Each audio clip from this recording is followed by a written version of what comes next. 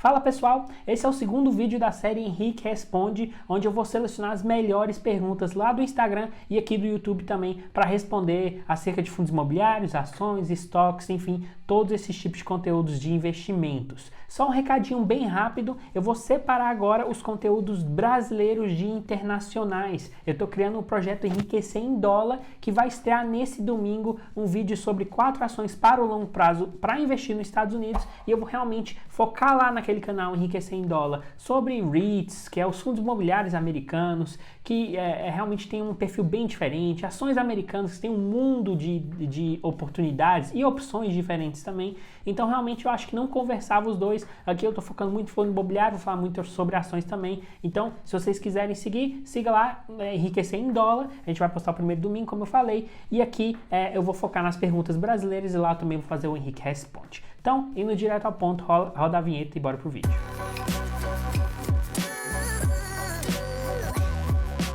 Primeira pergunta então foi do Alisson. Alisson fez 2 ou 3 perguntas muito boas. Eu vou selecionar uma dele hoje e outras para próximos vídeos. Ele pergunta aqui, bota na tela: uma carteira brasileira ação por ação, mas por facilidade de investir nos Estados Unidos só com IVVB11 por praticidade, é válido? Na minha opinião, não é válido. E como eu falei, eu vou focar muitos dos conteúdos de investimentos internacionais lá no outro canal, mas só para quem quer entender o investimento, né, os princípios de investimento em ações, em imóveis, são bem parecidos no Brasil e nos Estados Unidos. O IVVB11 é uma opção para quem quer ter uma gestão ali passiva da sua carteira. Ele é um ativo que replica um índice chamado S&P 500 americano, que é das 500 maiores empresas nos Estados Unidos. O que você precisa entender aqui da minha opinião? Eu acho que não vale a pena porque o processo de escolher ações brasileiras e americanas são parecidas. Qual a diferença? Aqui no Brasil a gente tem muito menos opções que nos Estados Unidos. E nos Estados Unidos a gente literalmente consome várias empresas que realmente são bem lucrativas. O celular que você está assistindo esse vídeo, computador, internet, várias coisas que você comeu, tudo está dolarizado, a gasolina, seu carro, enfim. Tem várias opções que realmente estão nos Estados Unidos. Então você consegue começar nos Estados Unidos analisando empresas que você consome no dia a dia. Eu acho que essa é uma excelente opção. E aí você analisa poucas empresas. Você não precisa saber tudo, nem dos Estados Unidos, muito menos do Brasil. Você realmente tem que escolher alguns filtros e dar uma estudada sobre essas empresas. Só que uma coisa que eu acho que é bem legal é você investir em alguns ETFs. Aqui no Brasil ainda está evoluindo essa questão de ETF, mas nos Estados Unidos você consegue ter vários tipos de ETF, que é um ativo que também investe algum tipo de objetivo específico, enfim. Ele é um ativo que ali dentro tem um conjunto de ações. Eu mesmo invisto 95% a 99% das minhas escolhas em stock picking. Eu escolho minhas ações, eu escolho meus fundos imobiliários, eu escolho realmente a dedo. Só que essas ETFs, elas são muito boas porque alguns objetivos que eu não tenho tempo para mensurar, eu consigo encaixar. Por exemplo, tem um ativo que eu inclusive investi aqui no canal 300 Consistentes, que é um quadro que eu invisto na prática, R$300 por semana. Eu investi lá em ARK Investments, ARKK, que é um portfólio que investe em inovação e disrupção lá nos Estados Unidos. A gente está falando de carro elétrico, a gente está falando de modelagem 3D, impressão 3D de casas. A gente está falando de vários mercados completamente inovadores e tem um risco agregado alto lá. Imagina você realmente acompanhar todas essas empresas, escolher a dedo e falar essa aqui vai vencer no longo prazo. É difícil. Então acho que cabe ETFs, mas na minha opinião não cabe, por exemplo, IVVB11 para uma pessoa que realmente estuda, que tenta fazer suas melhores decisões, principalmente já faz aqui no Brasil. Então depois dessa longa explicação, queria até saber o seu feedback, se você acha que você concorda com isso ou não, ou se você tem mais um perfil mais conservador. Isso obviamente cai muito em perfil, qual é o seu perfil. Próxima pergunta foi do Renato Dali em relação às emissões dos FIIs. Bota na tela, por favor.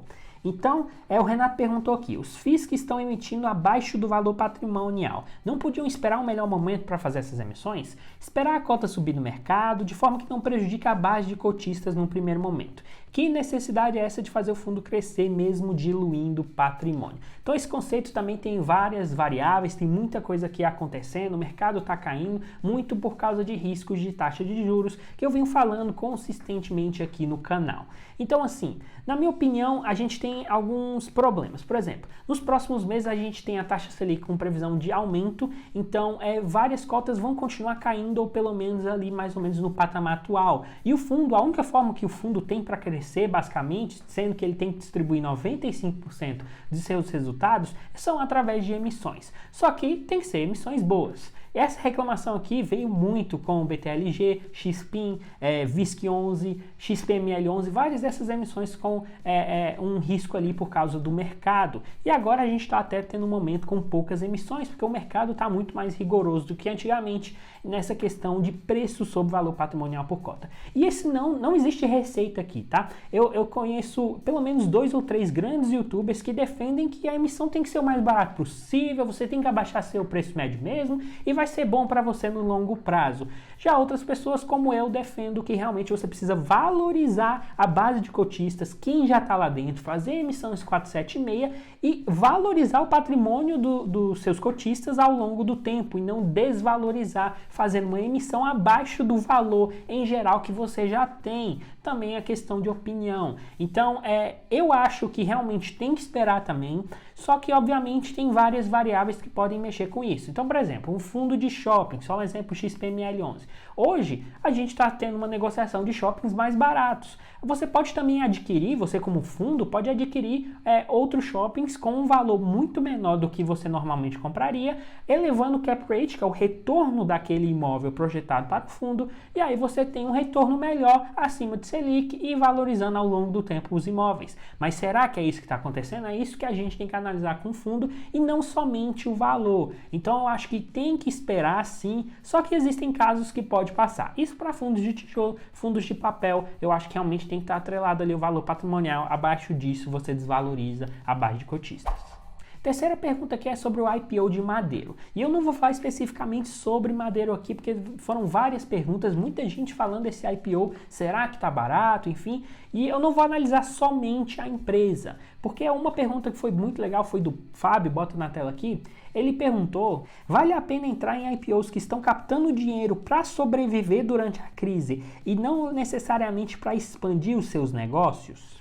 E na minha opinião não vale a pena de jeito nenhum. Primeiro que a IPO por si só já é arriscado. Geralmente a empresa tenta vender as suas ações, né, para captar esses recursos por um preço um pouco mais elevado e só com upside muito bom, com um diferencial de um IPO, com realmente uma empresa sensacional. São casos únicos que vale a pena para mim entrar em IPO. E entrar em IPO de uma empresa que está com prejuízo bilionário por causa da pandemia, uma empresa boa, mas que realmente teve vários problemas até antes da pandemia, para mim não vale a pena. De novo, tem o case individual e tem o case em geral. Em geral, já não entro em IPO, muito menos para realmente financiar essa questão de dívida e sobrar pouco dinheiro ali para expansão. O que você tem que responder, mesmo se você acha que a empresa é boa, que tem um desconto ali, você tem que projetar ali os próximos 3 anos. O ticket médio, por exemplo, de um hambúrguer do Madeiro realmente está bem alta. E você lê o prospecto deles em relação à expansão, eles falam que eles querem expandir, por exemplo, nas estradas, conforme outras empresas lá nos Estados Unidos, que é uma excelente forma de você expandir. Eu lembro lá, a gente está falando de Texas Roadhouse, tem outras, mas a Texas Roadhouse eu estudei bastante. E eles fizeram uma expansão ali nas estradas. Mas esse ticket médio de um hambúrguer de, sei lá, R$50, isso depende da cidade, depende do tipo de hambúrguer que você quer, mas em geral um hambúrguer mais caro, será que em estradas assim esse ticket médio vai ser aceito? Então realmente, no final das contas, estude bastante todas as variáveis antes de entrar no IPO, que é muito mais arriscado do que você analisar uma curva de lucros de uma empresa que já tem 20 anos de bolsa, você bater o olho e você já sabe, poxa, essa empresa deve crescer, é muito melhor, é muito mais fácil, é muito menos arriscado você investir nessas empresas. IPO, analise tudo. Quarta e última pergunta aqui é referente à recomendação de corretoras. Essa pergunta eu recebi 3 vezes só nas últimas 2 semanas. Eu escolhi aqui a pergunta do João Vitor, mas se você fez essa pergunta, relaxa que eu vou cobrir todas elas. Então bota na tela aqui falando de recomendação de corretoras, perguntando se vale a pena você escolher uma corretora que mais performou ao longo dos últimos anos e basear suas escolhas nessas recomendações? E para quem me conhece, até meio que tema desse vídeo, né? Faça suas próprias escolhas e baseie muito em relação a estudo. É meio que é a resposta padrão para muita coisa, mas especificamente falando aqui de recomendação de corretora. Primeiro que existem várias. Eu olhei aqui 7 corretoras diferentes e só essas 7 tem um universo muito maior, um espaço amostral muito maior. Só essas 7 aqui tem mais de 40 ativos recomendados. Só nessas carteiras tem ainda corretora aqui com mais de uma carteira recomendada.